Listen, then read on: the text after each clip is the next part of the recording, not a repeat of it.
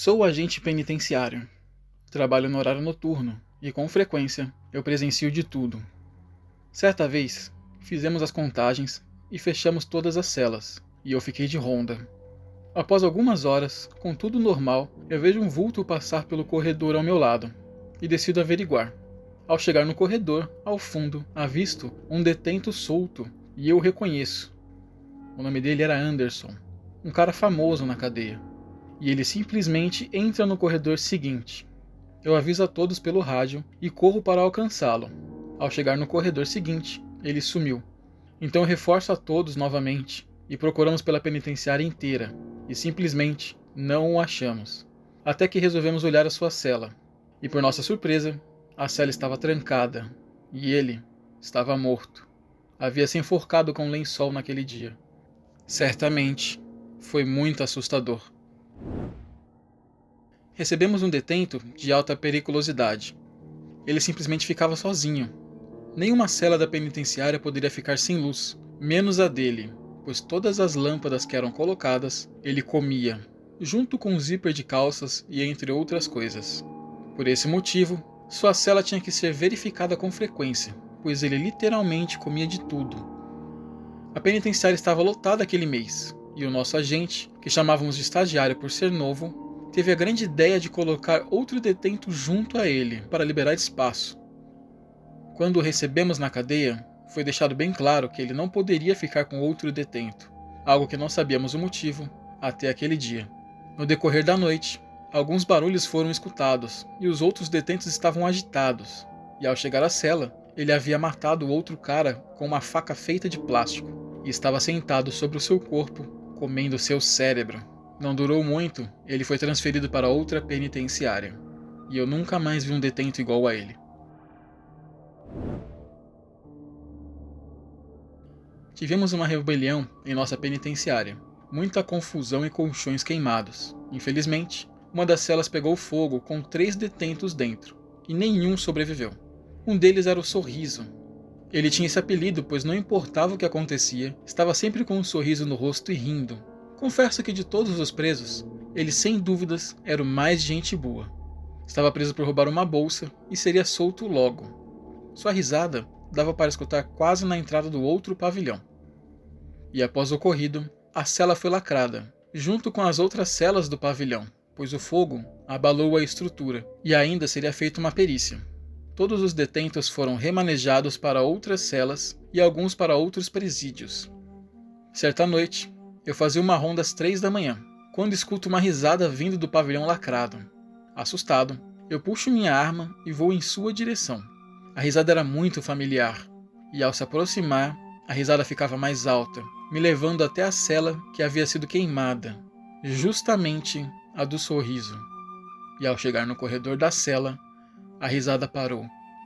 A cela continuava lacrada, e eu senti uma sensação que jamais me esqueci, como se ele estivesse ali dentro, presente, sorrindo e rindo. E depois deste ocorrido, eu pedi minha transferência.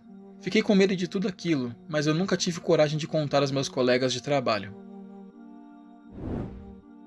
Trabalhei no Carandiru após a chacina de 92, e aquele lugar me dava arrepios. Não só pelos próprios detentos, mas sim pelos fantasmas. Todas as noites, se ouvia gritos de dor, assovios, risadas que vinham de todos os lugares. Não eram os detentos, pois eles também escutavam. Eram as almas que ficaram no lugar.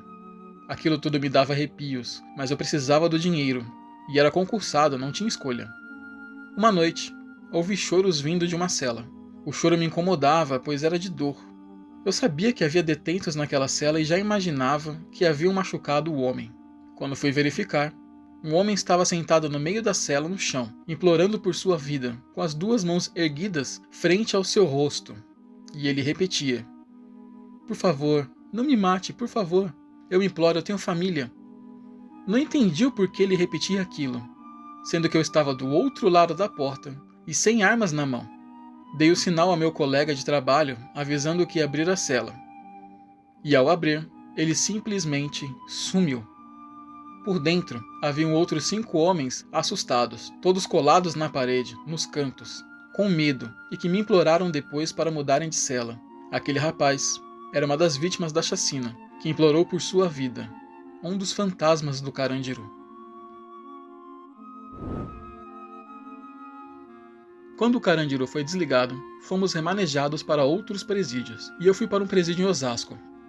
Eu pegava o transporte público todos os dias e passava em frente ao Carandiru. De longe, dava para ver a estrutura. Eu avistava o pavilhão 9, onde ocorreu o massacre. O clima sempre ficou muito pesado por ali, mas o que me deixava sempre assustado era que quase todos os dias eu conseguia ver pessoas pela janela do pavilhão, nos olhando, com os braços para fora, o que era impossível, pois o prédio havia sido esvaziado. Isso durou até a sua implosão. Sempre falei que o pior detento costuma ser o usuário de droga.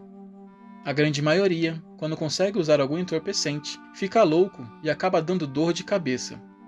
Neste dia, fomos chamados para conter um detento que usou drogas e estava espancando seu colega de cela. Nós entramos na cela lentamente, ordenando que ele parasse, e ele simplesmente não nos ouvia. Estava louco.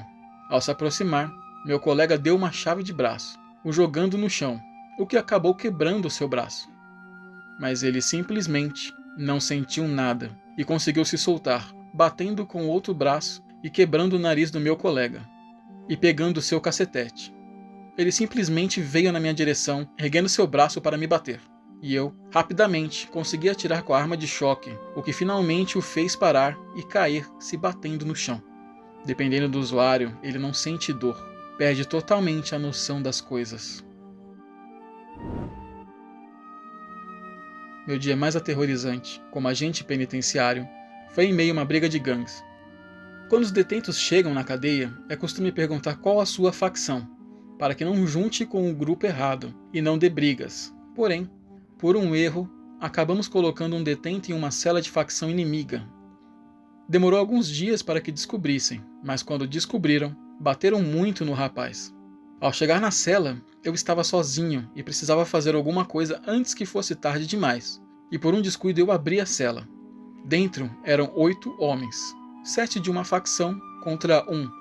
Bem no meio, o rapaz estava sendo segurado de joelhos pelo cabelo, de costas à barriga do outro homem, que, olhando para mim, passou uma faca em seu pescoço, voando sangue para todo lado. Eu apontei a arma e pedi para baixar a faca. Eles não sabiam que eu estava sozinho, pois não tinha visualização do lado de fora da cela, e eu tinha que ser firme, mesmo com muito medo. Poderiam me atacar a qualquer momento se vissem que eu estava sozinho. E então, ele hesitou ao meu pedido, e ficou me olhando com a faca na mão, enquanto o rapaz se debatia no chão. Deu um passo lentamente para frente, e eu gelei de medo, pois todos olhavam para mim.